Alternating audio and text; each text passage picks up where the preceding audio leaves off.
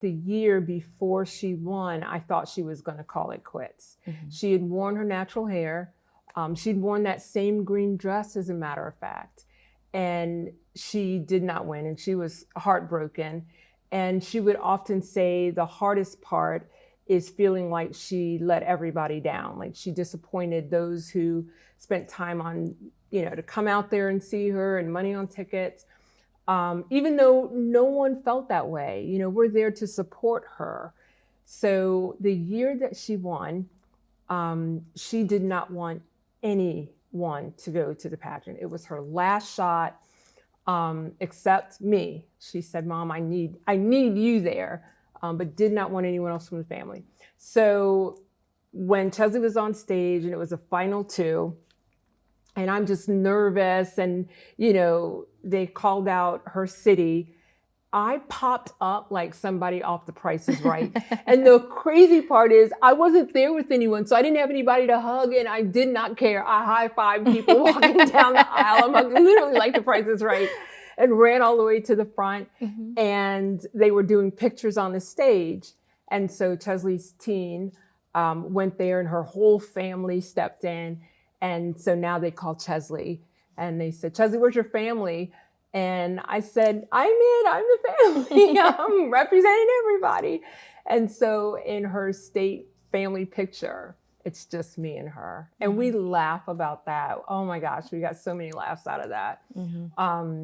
But for Cheslie, she hated feeling like she was letting everybody else down.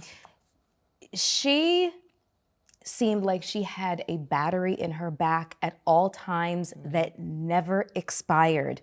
She seemed to add so much pressure to herself to represent so many people, women of color, millennials. I mean, that's an enormous amount of pressure to put on yourself constantly.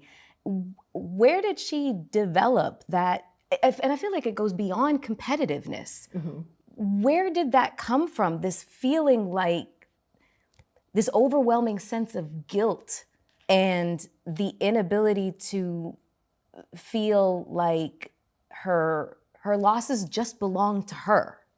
Her level of competitiveness is something that she's had since childhood.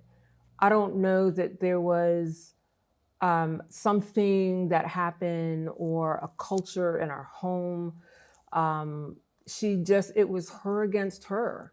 Oh, she didn't even compare herself to her siblings. If she was going to do something, she wanted it to be right.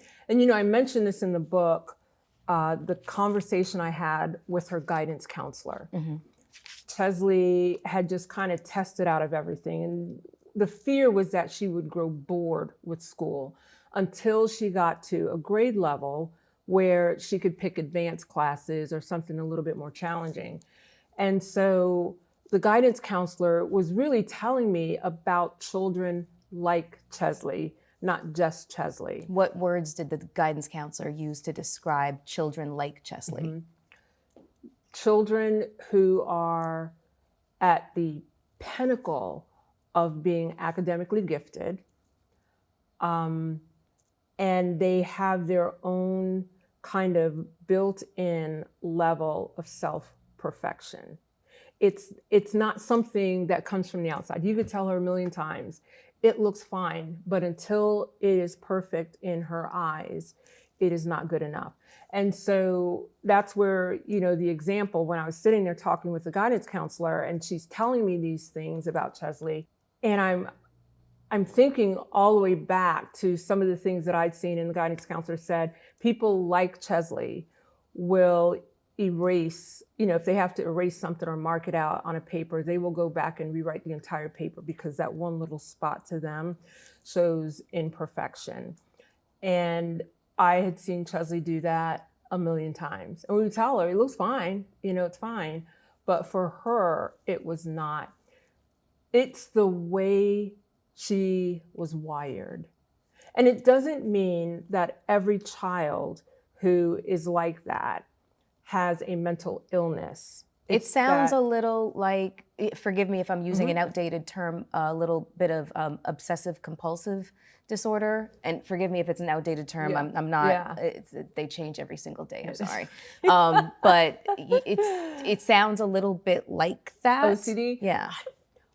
I don't know that I would classify her there, but there have been a lot of studies about people with brilliant minds and mental illness. Hence, we saw Russell Crowe. A brilliant mind. Exactly. And how he was brilliant but tortured. There's so many examples. Robin Williams is a fantastic example of somebody who was brilliant. Yes. You could hear Yes. how his mind worked because of how quickly he talked. Yes. There's so many examples Yes. of people, tortured souls who exhibited genius. 100%. With genius breeds eccentricity. There's, it's all these phrases that go along with that.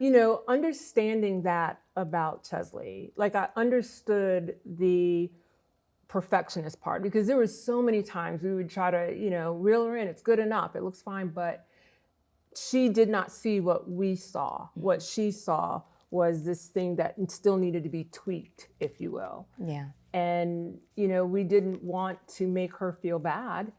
So we let Cheslie be Cheslie. In addition to this incredibly high drive towards perfectionism, she also talks a lot about imposter syndrome. And a lot of women battle imposter syndrome. Men, not so much.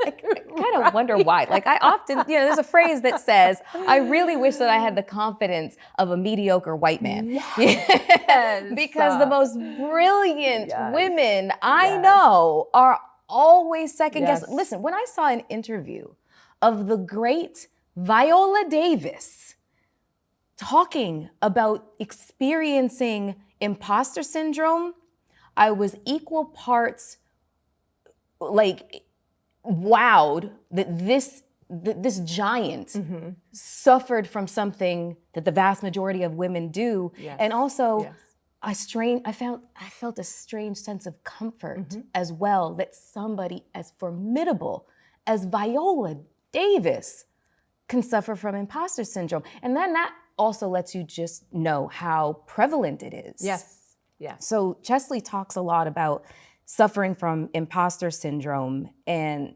so about her competitiveness, about her drive, about her sense of, hyper perfectionism. But did you also know that it was tied to feelings of unworthiness? Did you know that?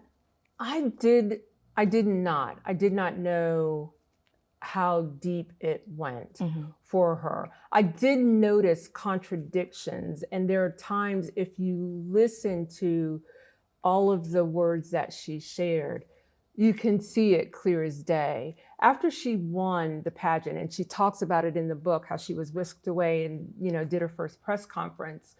When she was talking in that press conference, she said that when she looks in the mirror, the person she still sees is that nerdy girl with the unibrow and the ratty hair and books, reading Harry Potter. Like, in her mind's eye, that's who she was.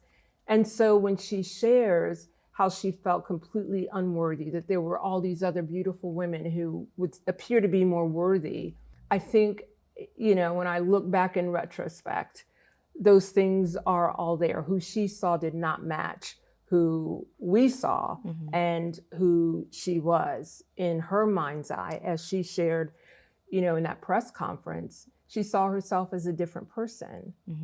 I absolutely can relate to that. I think, you mentioned it, we all battle with imposter syndrome, and I do many times. And there are many rooms that I'm in and I think, I really don't belong here. Why am I here? And it rubs up against the tokenism. I know why I'm here. It's because they needed a female, they needed a Black woman, and trying to reconcile it that way, as opposed to just saying, no, you're here because you belong here, because you've earned this credential or opportunity. And I know for Cheslie, she was wrestling with some of the same things. And you can kind of see that when you're going through the book, and she is kind of talking about the scripts in her head.